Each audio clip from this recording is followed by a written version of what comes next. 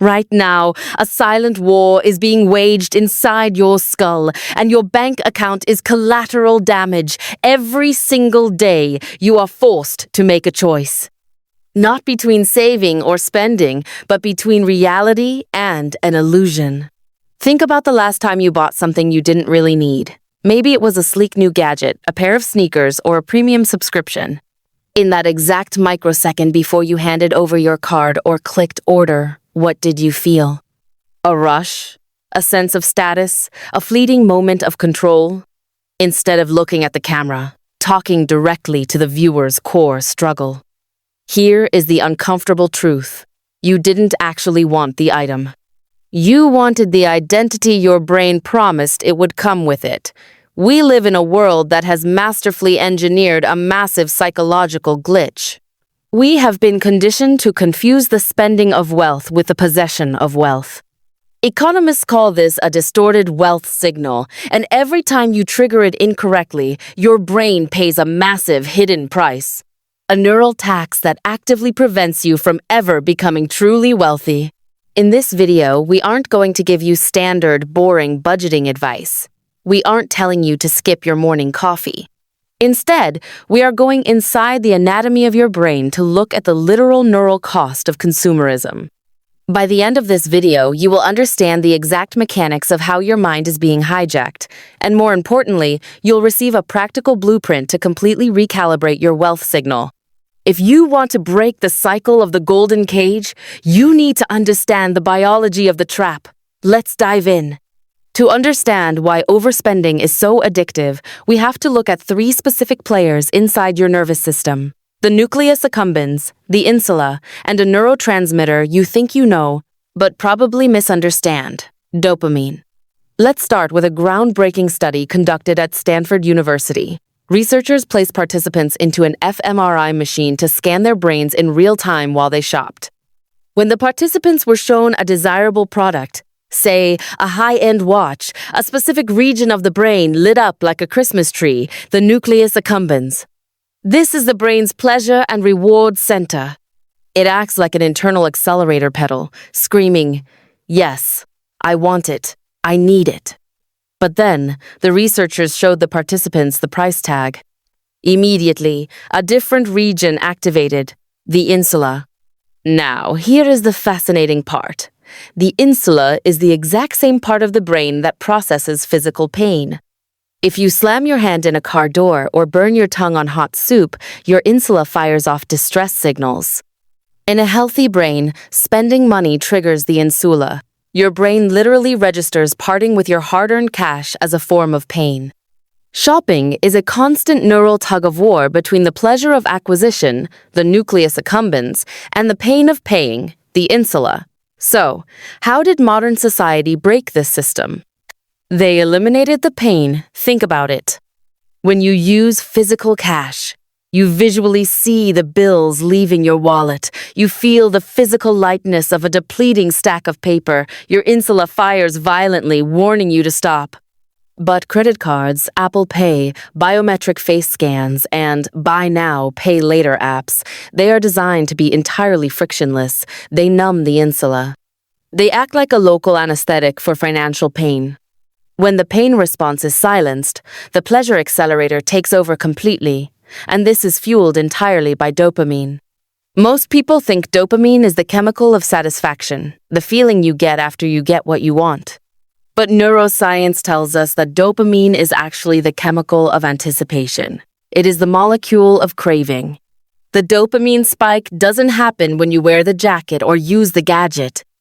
It peaks when you are browsing, when you add it to the cart, and the absolute highest peak occurs the moment right before you click purchase. Once the transaction is complete, the dopamine levels crash. You are left with a psychological hangover and an object that suddenly looks a lot less magical than it did 60 seconds ago. This is the neural cost. You are burning your brain's reward circuits on short-term hits, leaving you emotionally depleted and financially drained. Why are we so susceptible to this? It goes back to evolutionary psychology and a concept known as signaling theory. For 99% of human history, humans lived in small tribal communities. Status was survival. If you were viewed as a high-status individual with abundant resources, you were protected. You had access to the best mates, and your lineage survived. We evolved a deep subconscious drive to signal our status to the rest of the tribe. In the modern world, how do we signal status? Through material possessions. This creates the wealth signal distortion. True wealth is invisible. True wealth is assets that compound quietly in the background. It's equity, real estate, stocks, and freedom of time. It's what you don't spend. But your primitive brain cannot see a diversified index fund. It cannot feast its eyes on an emergency cash reserve. Your brain can only see what is visible. So, it misinterprets a high-end luxury car lease or designer clothes as a signal of wealth. In reality, those items are often a signal that debt is the literal opposite of wealth. Is greater than the consumption paradox, is greater than we destroy our actual wealth in order to project a manufactured image of wealth to people we don't even like. Every time you buy something purely to signal status, you are validating a false loop in your subconscious. You are telling your brain, asterisk, I need to empty my reservoir to prove that my reservoir is full, asterisk. This constant signaling creates an escalating baseline. Yesterday's luxury becomes today's necessity.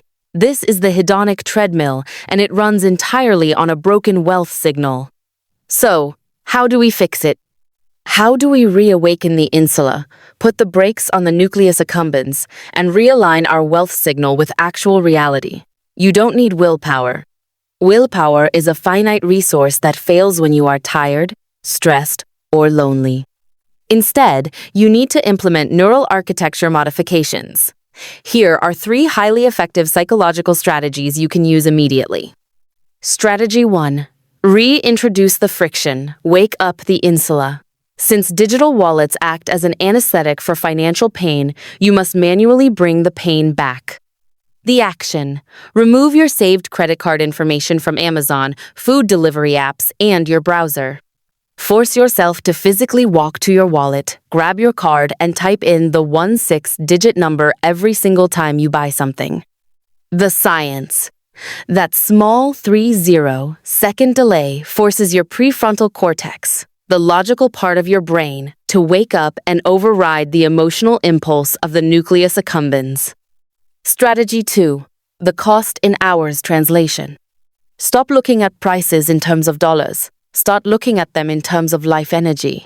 The action. Calculate your true hourly wage, the amount you make after taxes, commuting costs, and work expenses. If you make $30 an hour cleanly and you want to buy a $300 jacket, do not ask yourself if the jacket is worth $300. Ask yourself, is this jacket worth 10 hours of my life sitting at my desk, enduring stress? The science. This shifts the cognitive frame from abstract numbers to concrete, personal sacrifice, firing up your insula and naturally curbing unnecessary spending. Strategy 3. Dopamine hacking via the 72-hour rule. You cannot eliminate the desire for a dopamine hit, but you can change how you get it. The action. When you find something online that you want to buy, you are allowed to add it to your cart, but you are strictly forbidden from purchasing it for 72 hours. The science. Remember, the highest dopamine spike occurs during the window of anticipation and adding to the cart. By adding it to your cart and walking away, you harvest the vast majority of the dopamine hit for free. When you return 72 hours later, the neural storm has settled, the craving has subsided, and you can evaluate the purchase with a cold, rational mind. More than half the time, you'll end up deleting the item entirely. The ultimate step to freedom is changing what you signal.